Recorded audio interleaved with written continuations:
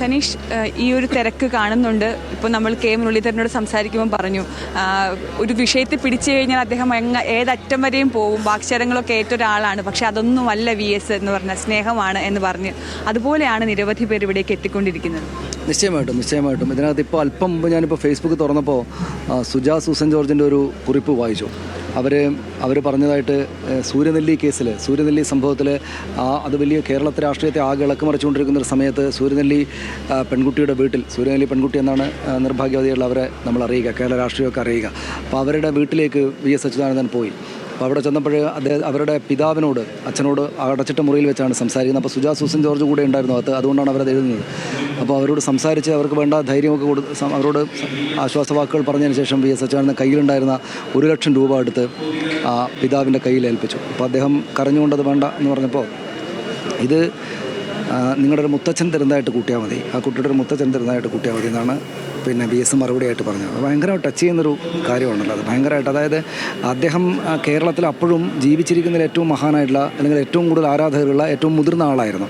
അദ്ദേഹത്തിന് ഒരു വീട്ടിനകത്തേക്ക് പോയിട്ട് ദുഃഖത്തിലേർപ്പെട്ട് ആയിരിക്കുന്ന ഒരു വസതിയിൽ ചെന്നിട്ട് അവരെ സമാധാനിപ്പിക്കുകയും കാണുകയും ചെയ്തിട്ട് തിരിച്ചു പോന്നാൽ മതി, അത്ര തന്നെയും ആ ബുദ്ധിമുട്ടിലായിരിക്കുന്ന ആളുകൾക്ക് വലിയ സന്തോഷവും മനസ്സമാധാനം തരും. പക്ഷേ അവിടെ ചെന്നിട്ട് അദ്ദേഹം ഈ പണം കൈമാറിയിട്ട് അദ്ദേഹം പറഞ്ഞു, ഇത് എൻ്റെ പെൻഷൻ കാശിന് ഞാൻ സ്വരൂപിച്ച് വെച്ചതാണ്, ഇത് ആ കുട്ടിയുടെ മുത്തച്ഛൻ തരുന്നതായിട്ട് കണക്കാക്കിയാൽ മതി എന്നാണ്. അത് ഭയങ്കരമായൊരു കാര്യമല്ല. അതായത് നമ്മൾ പിന്നീട് ഈ VS അച്യുതാനന്ദൻ്റെ സ്ത്രീപക്ഷ രാഷ്ട്രീയത്തെക്കുറിച്ചൊക്കെ നമ്മൾ പറയുമ്പോൾ ആ കാലത്ത് അതിനെപ്പറ്റി ആ കാലത്തിൻ്റെ ഷൂവിൽ നമ്മുടെ കാല് വെച്ചിട്ട് നമ്മളത് ആലോചിച്ച് നോക്കണം. ഇപ്പോഴ് സ്ത്രീപക്ഷ രാഷ്ട്രീയം എന്നൊക്കെ പറഞ്ഞാൽ ഇപ്പോൾ ചെറിയ കുട്ടികളടക്കം നമ്മുടെ നാട്ടിലൊരു ആന്തരത്തിലൊരു ഫെമിനിസ്റ്റ് ഒരു പൊളിറ്റിക്സിൻ്റെ ഒരു വ്യാപനമുണ്ട്.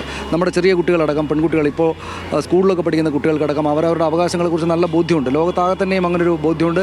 അവർക്ക് ആ ബോധ്യം പരസ്പരം പറയാനായിട്ട് സോഷ്യൽ മീഡിയ പോലുള്ള വലിയ മാധ്യമങ്ങളുടെ ഒരു വലിയ വ്യാപനവുമുണ്ട്. അതുകൊണ്ട് ഇപ്പോൾ കുറേ കൂടെ കരുത്താറെന്താണ് ഈ സ്ത്രീപക്ഷ രാഷ്ട്രീയം എന്നൊക്കെ പറയുന്നത്. പക്ഷേ VS അച്യുതാനന്ദൻ പറഞ്ഞു തുടങ്ങുന്ന കാലത്ത് അത് അത്രയ്ക്ക് വ്യാപിക്കപ്പെട്ടതായിരുന്നില്ല. ഒന്ന്, രണ്ടാമത്തേത് അദ്ദേഹം അപ്പോൾ തന്നെ ഒരു 19 വയസ്സുള്ള മനുഷ്യനാണ്. അപ്പോൾ ഒരു 80 വയസ്സ് വളരെ ഈ പാട്രിയാർക്കി, പിതൃ സ്വരൂപ രാഷ്ട്രീയം അല്ലെങ്കിൽ ആണത്ത രാഷ്ട്രീയം എന്നൊക്കെ പറയുന്ന രാഷ്ട്രീയത്തിൻ്റെ ഏറ്റവും മൂർത്തിമത്തായിട്ട് നിന്നൊരു കാലത്തിൻ്റെ രാഷ്ട്രീയ ഉൽപ്പന്നമായിട്ടുള്ള രാഷ്ട്രീയ നേതാവാണ് VS അച്യുതാനന്ദൻ. അപ്പോൾ 80 വർഷക്കാലത്തോളം ജീവിച്ച് ആ രാഷ്ട്രീയത്തിനകത്തൂടെ കയറി വന്നിട്ട്, നമ്മുടെ രാഷ്ട്രീയം എന്നൊക്കെ പറഞ്ഞാൽ അങ്ങേയറ്റം സ്ത്രീവിരുദ്ധമായിട്ടുള്ള രാഷ്ട്രീയമായിരുന്നു. അപ്പോൾ അതിനകത്തൂടെ കടന്നു വന്ന ഒരാൾക്ക് 80ാമത്തെ വയസ്സിൽ അവനവനെ സ്വിച്ചിട്ടിട്ട് പുതിയൊരു കാലത്തിൻ്റെ രാഷ്ട്രീയത്തിലേക്ക് മാറ്റുക എന്നുള്ള എളുപ്പമായിരുന്ന കാര്യമായിരുന്നില്ല. പക്ഷേ VS അച്യുതാനന്ദൻ അത് ചെയ്തു. VS അച്യുതാനന്ദൻ അത് ചെയ്തത് അദ്ദേഹത്തിൻ്റെ മനുഷ്യത്വത്തോടുള്ള അദ്ദേഹത്തിൻ്റെ മനുഷ്യത്വാഭിമുഖ്യം കൊണ്ടാണ്. അതായത് അദ്ദേഹം സ്ത്രീകളെ, അല്ലെങ്കിൽ സ്ത്രീപക്ഷ രാഷ്ട്രീയത്തിലേക്ക് അദ്ദേഹം ഒരു പുതിയ രാഷ്ട്രീയത്തെ, ഒരു സൂക്ഷ്മ രാഷ്ട്രീയം ലോകത്താകെ വരുന്നു, അതിനകത്തേക്ക് ഞാനും കൂടെ വേണം എന്ന് കരുതിയിട്ട് ചെയ്തതല്ല. അദ്ദേഹത്തിൻ്റെ മനസ്സിൽ വളരെ ചെറിയ പ്രായം തൊട്ടുള്ള മനുഷ്യ സ്നേഹത്തിൻ്റെ ഒരു പുതിയ രൂപം, പ്രകടനം മാത്രമായിരുന്നു അത് എന്ന് വേണം നമുക്ക്. പുതിയതെന്ന് പറയാൻ പോലും ഒരുപക്ഷെ നമുക്ക് സാധിക്കില്ല, ഒരുപക്ഷെ തെറ്റായിരിക്കും. അദ്ദേഹത്തിൻ്റെ കാലത്തെല്ലാം സ്ത്രീകളോടും പുരുഷന്മാരോടും ഒക്കെ അങ്ങനെയായിരിക്കും ചെയ്തിട്ടുണ്ടാവുക. അതെ, അതായത് ആ കുഞ്ഞൊന്നും VSനെ ആക്റ്റീവായിരുന്ന കാലത്ത് കണ്ടിട്ടേ ഉണ്ടാവില്ല. ഇപ്പം നമ്മുടെ മുന്നിലൂടെ കടന്നുപോയ ആ ചെറിയ കുഞ്ഞ് VS കിടപ്പിലായതിനു ശേഷം ജനിച്ച് 5 വയസ്സ് പോലും ഇല്ല അദ്ദേഹത്തിന്, ആ കുട്ടിക്ക്. അപ്പോൾ പക്ഷേ അപ്പോഴും ആ കുഞ്ഞ് ഇത്രയും നീണ്ട ക്യൂവിലൂടെ, അപ്പോൾ രാഷ്ട്രീയത്തിൻ്റെ ഞാൻ നേരത്തെ പറഞ്ഞൊരു മനുഷ്യത്വത്തിൻ്റെ രാഷ്ട്രീയത്തിൻ്റെ, ഇതിപ്പോൾ നമ്മൾ ഈ കാണുന്ന ആളുകൾ മുഴുവൻ CPMൻ്റെയോ ഇടതുപക്ഷ പ്രസ്ഥാനത്തിൻ്റെ ആളുകളാണെന്ന് നമ്മൾ വിചാരിക്കുന്നത് തെറ്റാകുമല്ലോ. ഈ വരുന്ന ആളുകൾ മുഴുവൻ പല രാഷ്ട്രീയ പാർട്ടികളിലെ ആളാണ്. ഇപ്പോൾ നമ്മൾ ഈ കടന്നുപോയ 4-5 വയസ്സുള്ള കുട്ടി ഒരുപക്ഷെ ഭാവിയിൽ CPMൻ്റെയോ അല്ലെങ്കിൽ കമ്മ്യൂണിസ്റ്റ് പാർട്ടിയുടെയോ നേരെ ഓപ്പോസിറ്റായിട്ടുള്ള ഘടകവിരുദ്ധമായ രാഷ്ട്രീയത്തിനകത്തേക്ക് പ്രവേശിച്ചേക്കാം, നമുക്കറിയില്ല.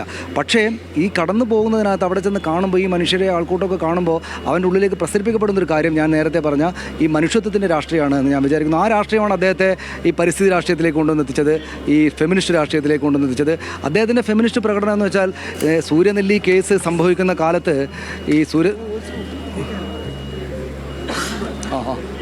സൂര്യനെല്ലി കേസ് സംഭവിക്കുന്ന കാലത്ത് ഈ പെൺകുട്ടി, പ്രവീണ ഓർമ്മയുണ്ടോയെന്നറിയില്ല, ആ കാലത്ത് പെൺകുട്ടി പരിഹസിക്കപ്പെടുന്ന കാലമായിരുന്നു. ഈ തരത്തിലുള്ള ആ അപകടത്തിൽപ്പെട്ട, അല്ലെങ്കിൽ വല്ലാത്ത രീതിയിൽ ക്രൂരമായി പീഡിപ്പിക്കപ്പെട്ട ഈ ഒരു പെൺകുട്ടി പീഡിപ്പിക്കപ്പെടുന്ന കാലം, അവർ ചോദ്യം ചെയ്യപ്പെടുന്ന കാലമായിരുന്നു.